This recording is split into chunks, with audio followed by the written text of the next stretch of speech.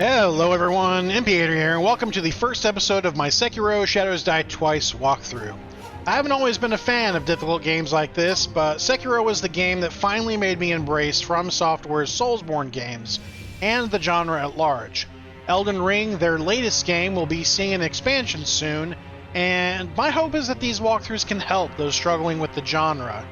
Like my Dark Souls Remastered walkthrough, which you can check out over here, this guide is aimed at new players. It's meant to be a 100% guide and should give you the tools needed to succeed while eliminating some of the guesswork. Make no mistake though, you will die a lot in this game. Check out my Let's Play if you want to see me cuss up a storm. Unlike Dark Souls, however, the combat, especially against bosses, flows like a rhythm game, and each boss has a different rhythm to acclimate to. Some, you have to be more offensive, some you have to be more defensive. And most are going to switch up that dynamic more than once in the ebb and flow of combat. With that, though, we're going to go ahead and get started on the game by starting a new game.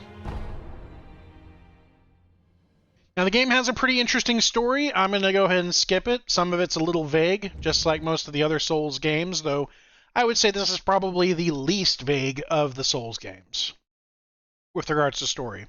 It's also more linear, too. So we're going to go ahead and pick up the ornamental letter. You notice I have something called Kuro's Charm. That's because I've beaten the game before. This is an item that can be used to make the game harder if you give it up to Kuro at the beginning of the game, which we'll be meeting him here in a few minutes. As you progress through here, the game is going to kind of introduce you to some of the concepts of combat and movement. Just kind of follow the tutorial.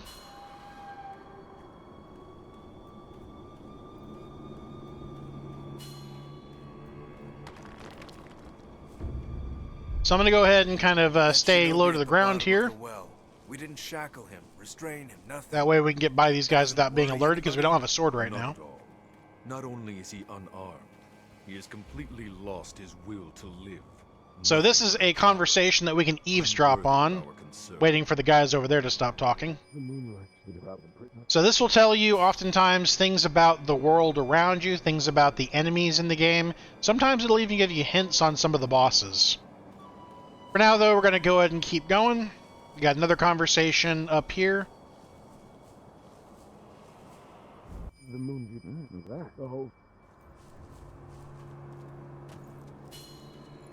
Then we're going to drop off the ledge right here, and we're going to shimmy over.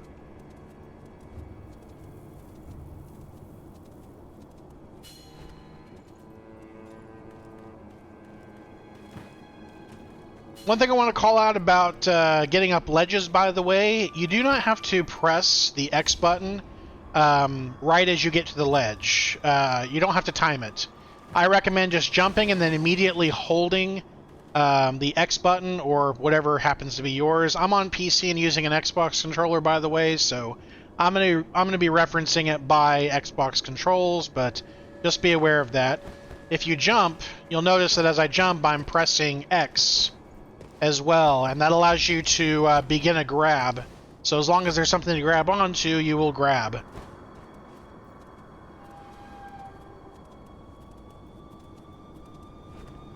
Otherwise, we're going to come up here.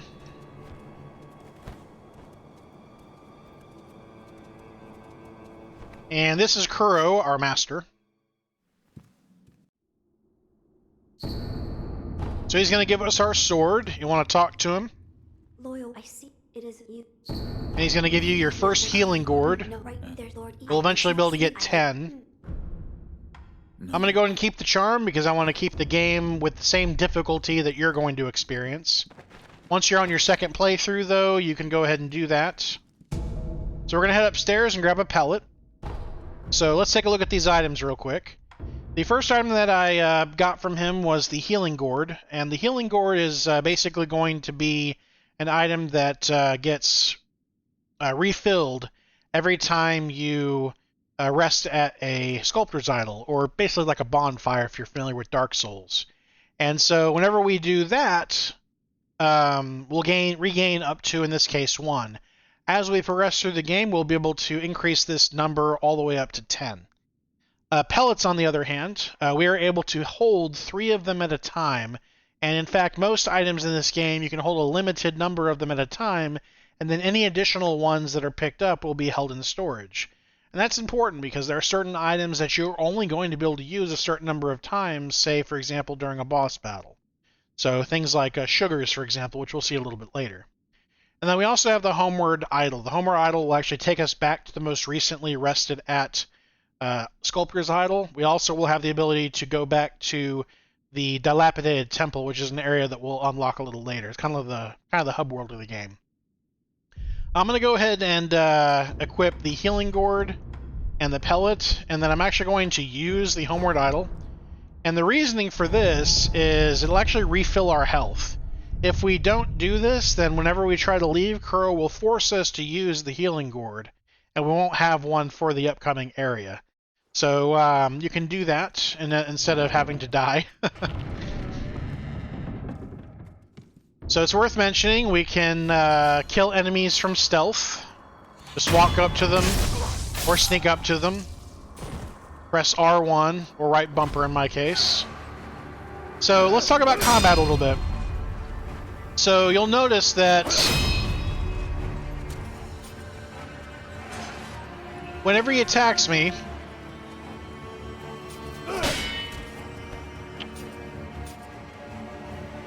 come on, I don't want that guy to see me.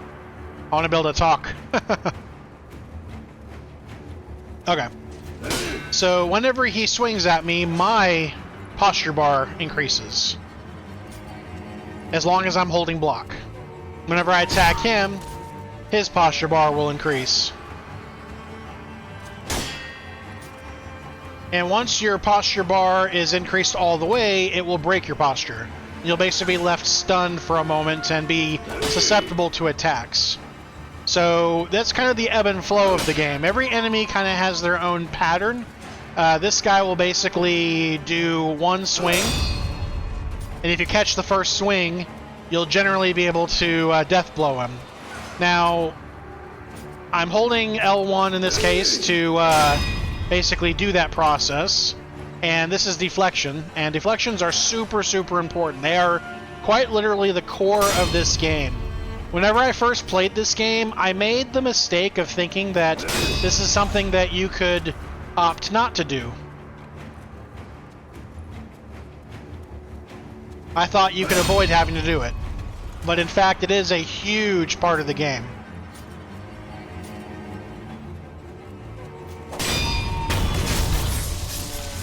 Anyway, so once you do that, you can do a death blow.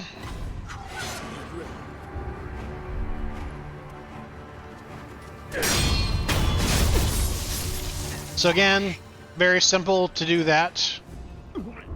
Every enemy kind of has their own pattern. Some enemies are easier. These ones you can basically attack right through their defenses and then death blow them. These guys tend to be more irritating in numbers than anything. So this guy, if you attack him twice, he'll swing back. So attack twice, get him on the swing back, and then press R1.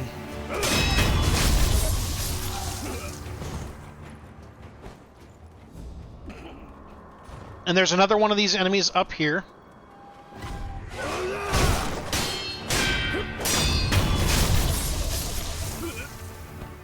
So if you want to practice on another one, you can.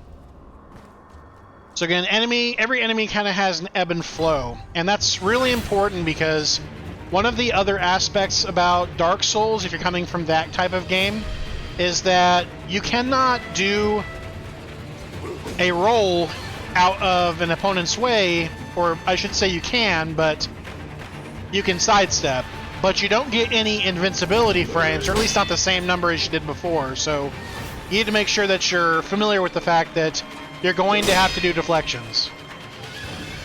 So as far as this guy's attack pattern is concerned, he basically is going to do a single swing.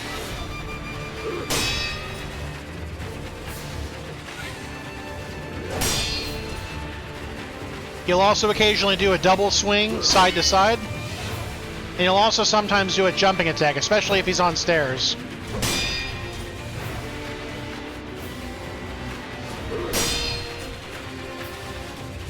Come on, do one of your others.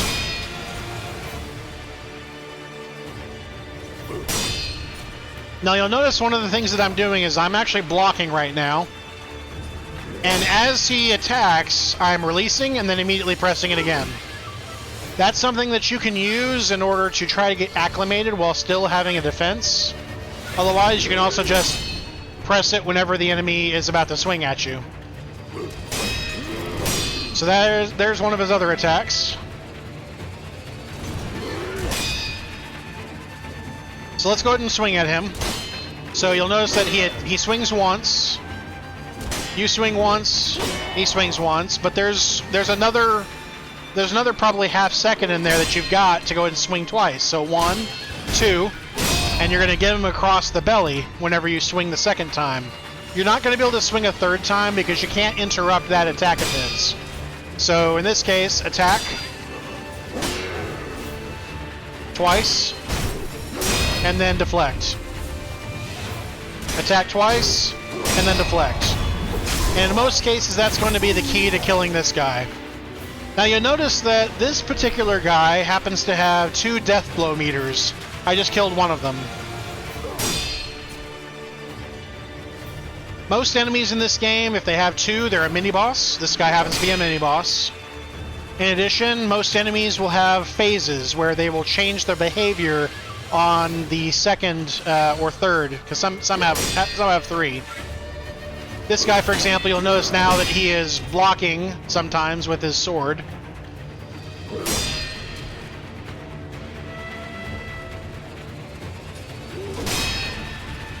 But otherwise, he has a very similar attack pattern. 1, 2. 1, 2. Deflect. So again, nearly every enemy in this game has a pattern that you can use for every attack. You just have to figure out what particular attack pattern can I use against this particular attack, and then you need to be able to identify mid-combat which attack the enemy is actually pulling off, and then respond, whatever way is appropriate for that particular mode. So he's dead. One of the things we can also do if you are wanting to regain all of your health, we can do the homeward idle again.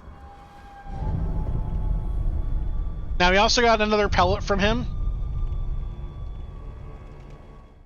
I don't recommend wasting the pellets in this area because we're going to be fighting a boss here in a minute who we're not really supposed to beat. I will show you how to beat him, but be aware that you're not really meant to fight this guy and beat him right now. So we're going to continue. We got another eavesdrop opportunity up here.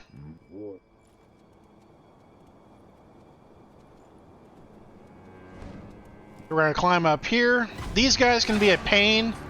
This particular one, though, is pretty easy to kill if you just keep swinging. Later, we'll talk more about them whenever we run into more of them. So we're going to drop down here, and we have another pellet here. And now we have reached the first, I guess you could say, boss. Though again, you're not meant to actually beat this guy. But I do want you to see kind of the ebb and flow that I mean of combat. So you're going to kind of see what, 200 hours worth of playing this game has given me. And what it will give you if you, proceed with this game.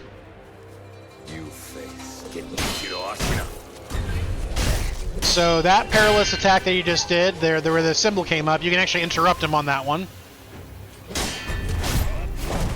That you need to dodge. Later we'll get a counter ability against it.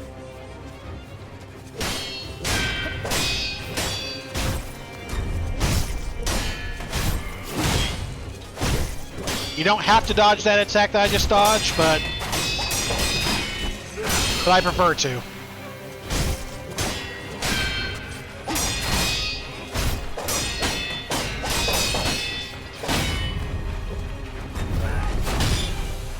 So he'll do that whenever you get stunned.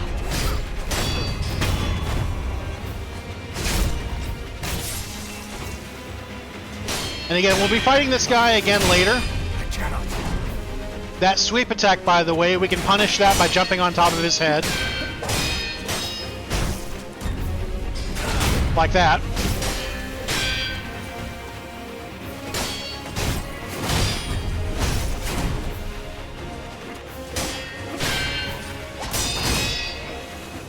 You can also outright avoid this one, but he'll usually shoot his arrows at you at the end.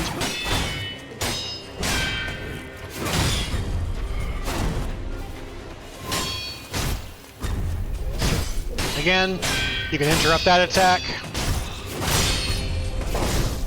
So that's the reason I don't catch the drop attack that he does. I will whenever we fight him again later, because we'll have the Makiri counter against him.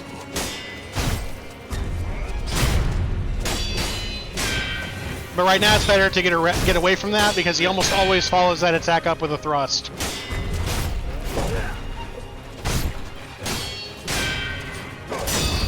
And he's dead.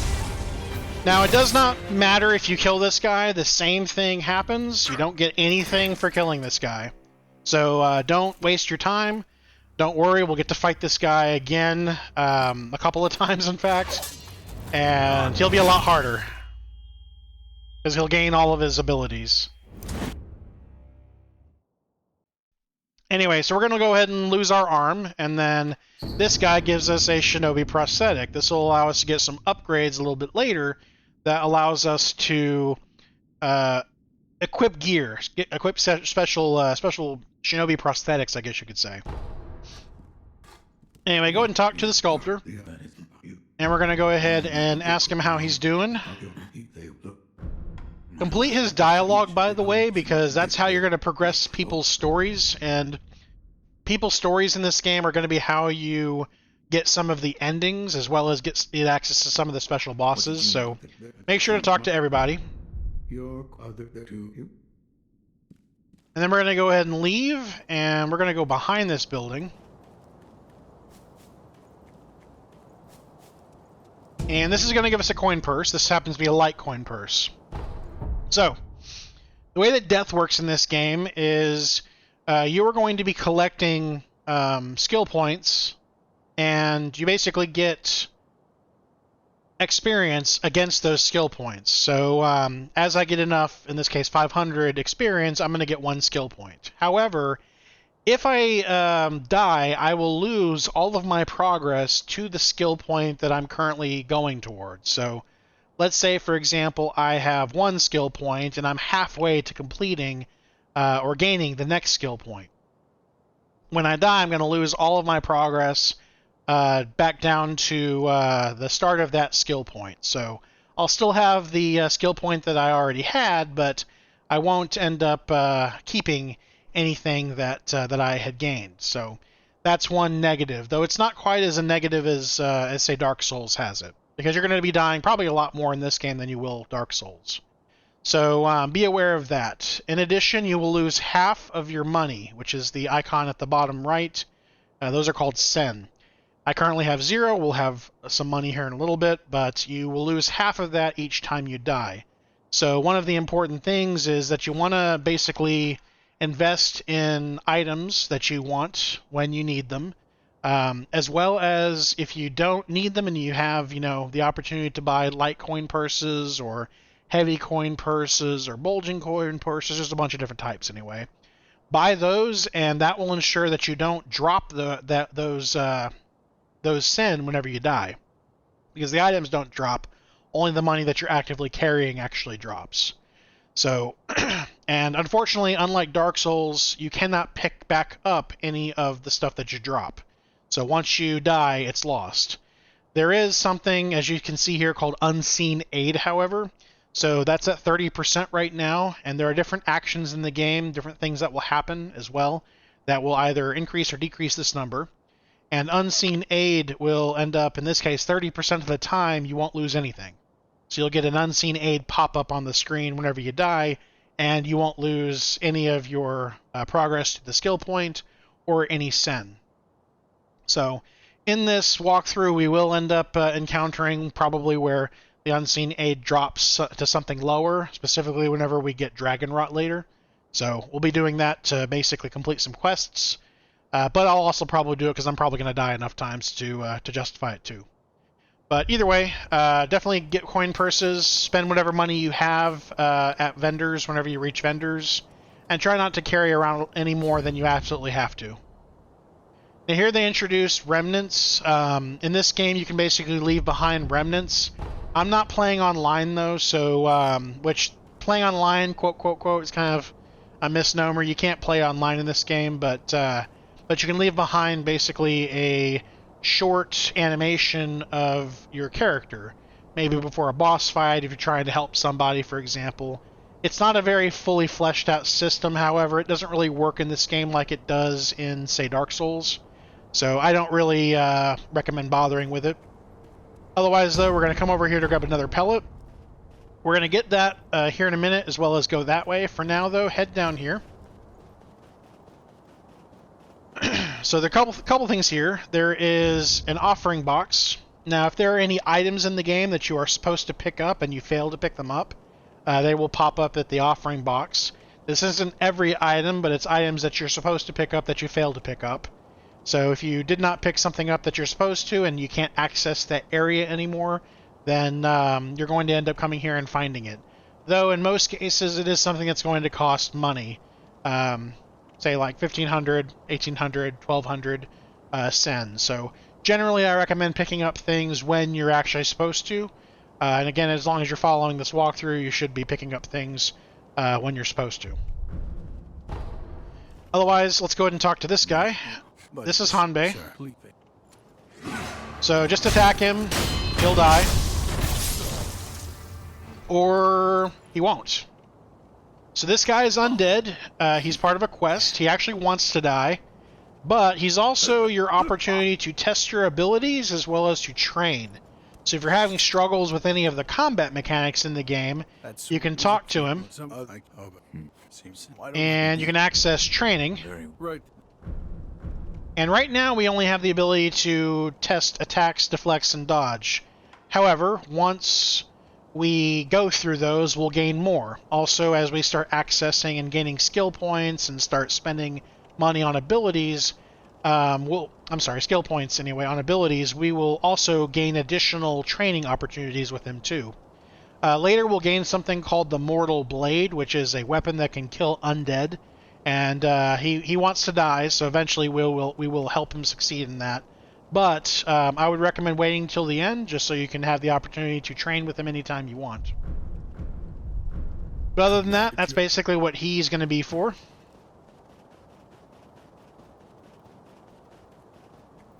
Come over here, we'll go ahead and rest at the idol. So this is our first idol. Once we start transitioning to other idols, we'll be able to travel between them, but right now this is the first one that we have. This one is also the one that we can always gain access to, so we can always teleport back to this one if we need to. Right now I have a mod installed for resurrecting mini-bosses so that I can fight them over and over and over in order to develop strategies for them for this walkthrough, so you won't have that on yours unless you decide to install the mod, but I have it for that reason. As you progress throughout the game, you're going to gain more abilities as well. So you'll gain the ability, of course, to travel once we find another one of these. You'll gain the ability to use prayer beads, to buy spirit emblems. It's a bunch of other things that we'll be able to do, but we'll introduce those things as we kind of progress through the game, and I'll talk about them as we get to those points.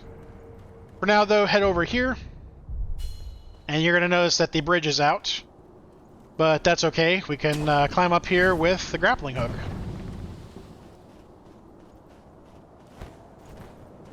Jump up here, grab the ledge,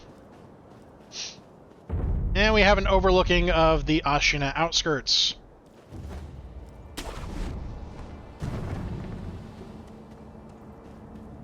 So here we have another sculptor's idol. And now we can officially teleport. Oh, by the way, be aware that just because you sit at one doesn't mean you've rested. Unlike in Dark Souls 1, for example, you have to actually hit rest for you to rest. Otherwise, whenever you respawn, you'll respawn at the most recently rested at Sculptor's Idol. So make sure to remember to rest at it. Don't just sit at it. Climb up here and we're going to get an Ungo sugar. So there's going to be many different sugar items in the game. This one happens to reduce vitality damage whenever you are hit with physical attacks, however. So really good for that situation.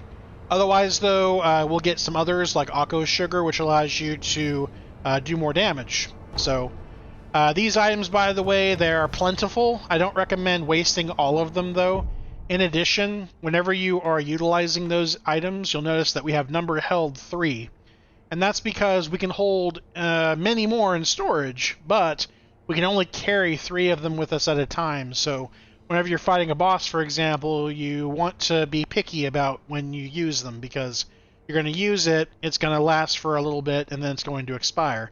And then you only have 2 left. So be aware of that. Don't worry too much about withholding these. You can use them if you want to. I recommend trying a boss a couple of times before you start popping these or the Akko Sugars one, but we will be able to buy more of them pretty easily if we need to, especially later in the game. Otherwise, though, I'm going to go ahead and recommend that we go this way. We're going to kill this guy. And this is going to introduce the acquiring loot mechanic. So from a distance, you can hold in my case, X. If you're on PlayStation, it'd be the, I guess the square button. And that will kind of do a vacuum that allows you to suck in all the money, as well as any items that are on the ground near you. So we're going to climb up here, and there's an enemy over here.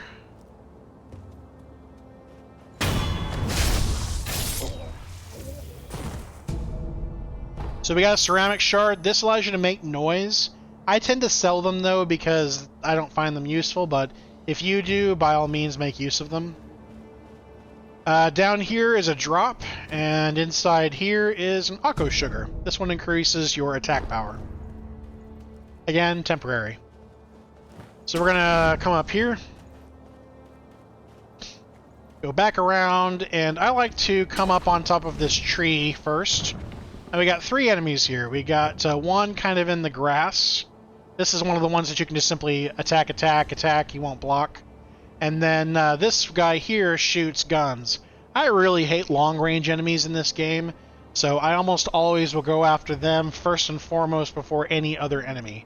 So I'm going to be killing him next. And then there's another one right there who is kind of the one that you attack twice, and then he's going to end up giving you a swing back. So I'm going to go ahead and kill him first. That's going to alert the other guy. 2 swings, and then a deflection.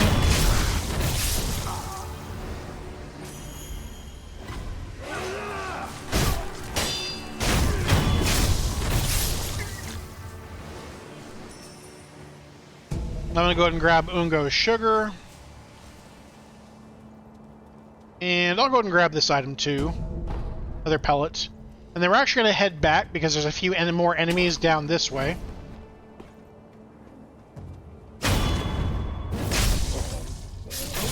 So again, I tend to recommend dealing with these guys stealthily if you can. Just because it's a lot faster to deal with them stealthy. But these guys are also fairly easy to fight too, so...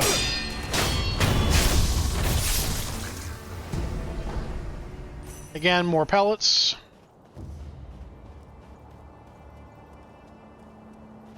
So now we're going to head back. And if you were loud about it, you might have alerted one of the dogs out here. So you can either take a swing at them, one attack will kill them. You can do a deflection like that and then attack. I'm sorry, a block and then attack. Or a deflection like that and then attack. So, different ways that you can kill them. They're pretty easy to deal with, though. More ceramic shards. And then up here we have another sculptor's idol.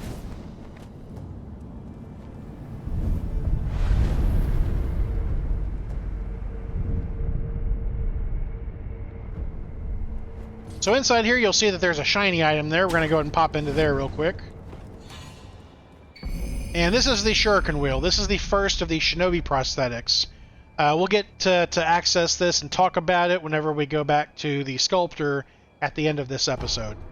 Otherwise, though, we'll go ahead and grab it. And then I'm going to climb up here.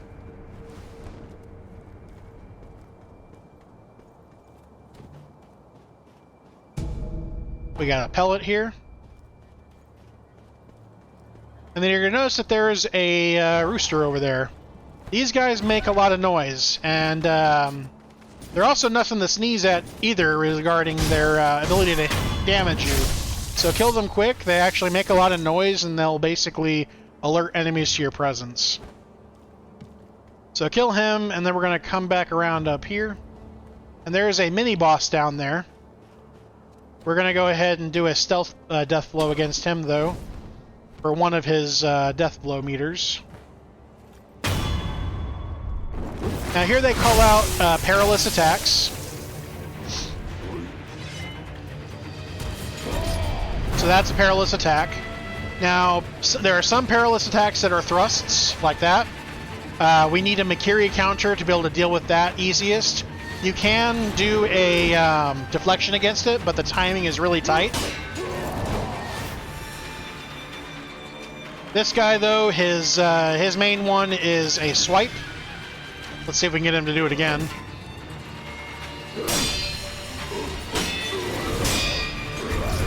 There we go. You can jump on his head whenever he does that. Or you can just back away or jump away.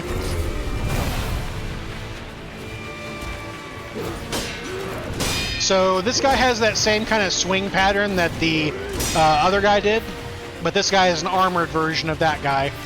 The guy that we dealt with before Genichiro earlier. Otherwise, he's got a very similar attack pattern, he just got more armor. He'll also kind of shoulder butt you as well with his armor.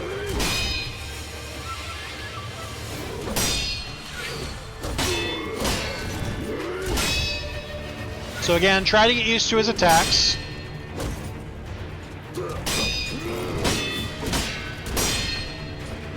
Now you'll notice that my bar is starting to get higher. One of the things to be aware of is that as you take deflections or as you block, it's going to increase your bar here. So you want to make sure that you hold block, and that will make it go down faster.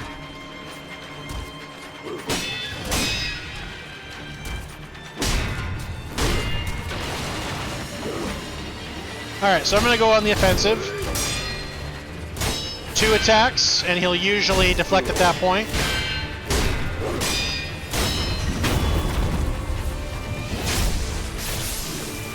And he's dead. So now we got a gourd seed as well as a prayer bead. We need 4 prayer beads in order to increase our posture and attack power.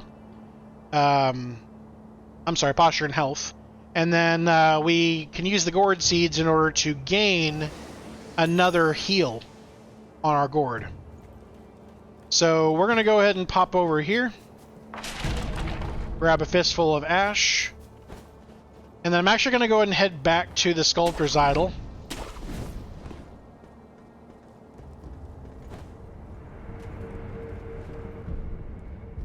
So again, you can use enhanced physical attributes.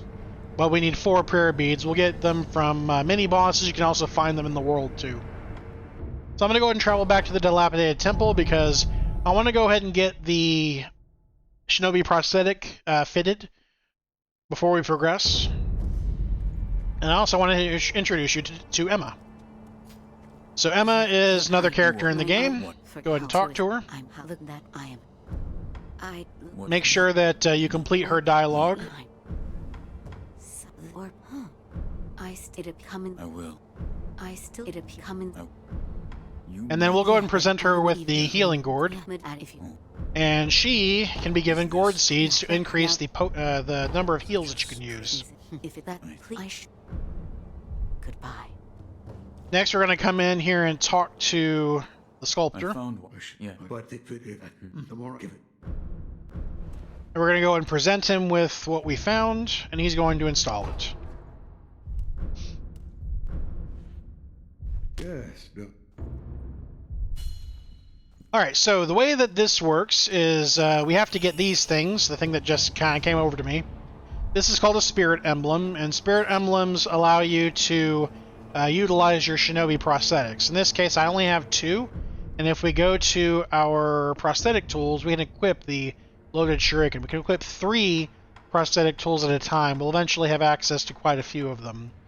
But you use, in this case, right trigger. You can throw in this case, a shuriken, and that, in this case, costs 1 spirit emblem per use. We can only hold 15 currently, but eventually we will be able to increase this number. But you do have to use the ability sparingly, and it can be important for certain fights as well to use prosthetics. One of the things that you can do is you can head over to a sculptor's idol, and you can purchase additional spirit emblems as well. You can hold quite a lot of them, I think 999 if I'm not mistaken.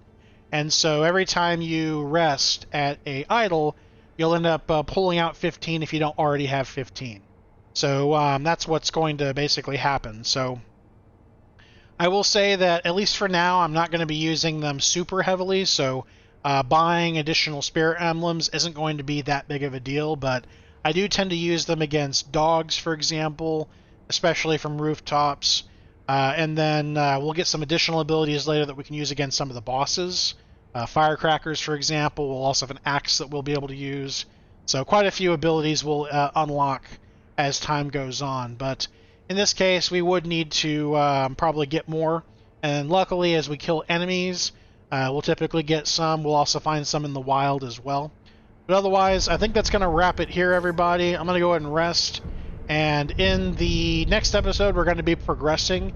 And we're going to get a bell. We're going to head to the Kawarada estate and kind of unlock the first couple of sections of that in prep for going back to here, because we have a mini-boss, the Chained Ogre, to deal with. But until then, thank you everybody for watching. Please like, subscribe, and comment. And as always, I'll see you in the next one. Later.